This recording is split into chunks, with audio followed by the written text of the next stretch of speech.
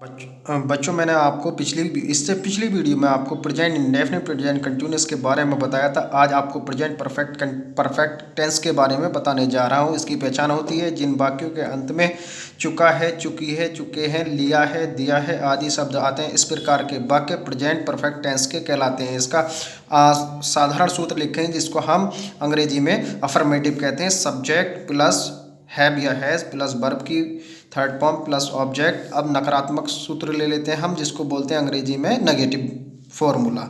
तो इसमें लिखते हैं सब्जेक्ट प्लस हैव या हैज़ प्लस नॉट वर्ब की थर्ड फॉर्म प्लस ऑब्जेक्ट। अब ये प्रश्नवाचक सूत्र लेते हैं जिसको हम इंट्रोगेटिव फॉर्मूला बोलते हैं। ये दो प्रकार के होते हैं। इंट्रोगेटिव वाक्य दो प्रकार के होते हैं। पहले स्टेप में हम हैव या हैज़ पहले रखते हैं और आपका ये सब्जेक्ट रखेंगे। सब्जेक्ट के अकॉर्डिंग आपको हैव या हैज़ रखना है। आपको सब्जेक्ट अगर सिंगुलर होता है हैज़ रखेंगे और अगर प्लूरल होता है तो हैव रखेंगे। वर्ब की थर्ड फॉर्म प्लस ऑब्जेक्ट रखेंगे। सेकंड स्टेप में क्या होता है, क्वेश्चन वर्ड पहले आप रखेंगे, फिर सब्जेक्ट को देखेंगे। सब्जेक्ट के अकॉर्डिंग आपको हैव या हैज़ मैन लिंकिंग वर्ब का प्रयोग करना है। सब्जेक्ट प्लस वर्ब की third form plus object. He, she, it, Mohan, Sohan, Rita, Sita, Gita, इन सभी के साथ में ये आपका सिंगुलर नाउन होता है। इसके साथ में आपको हैज़ का प्रयोग करना है। और I, you, they, boys, man, girls, इनके सबके साथ हैव का प्रयोग करते हैं। इस प्रकार ये आपके वाक्य कंप्लीट इस प्रकार आपके ये फॉर्मूलाज कंप्लीट हो जाते हैं। इसकी पहचान मैंने आपको बता दी। अब हम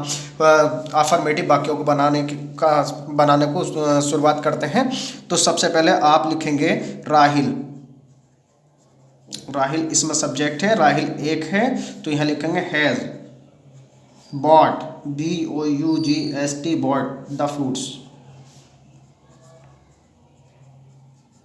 यानी कि फल खरीदता है। ये कंप्लीट हो जाता है इस तरीके से बनकर। ये इसमें राहिल लिखा, हैज लिखा, बॉट लिखी थर्ड फॉर्म और फ्रूट्स द फ्रूट्स। अब देखिए माता जी अखबार पढ़ चुकी है तो सबसे पहले लिखेंगे मदर, मदर लिखेंगे, हैज़ लिखेंगे आप और रीड लिखेंगे और किसको पढ़ते हैं, द न्यूज़पेपर,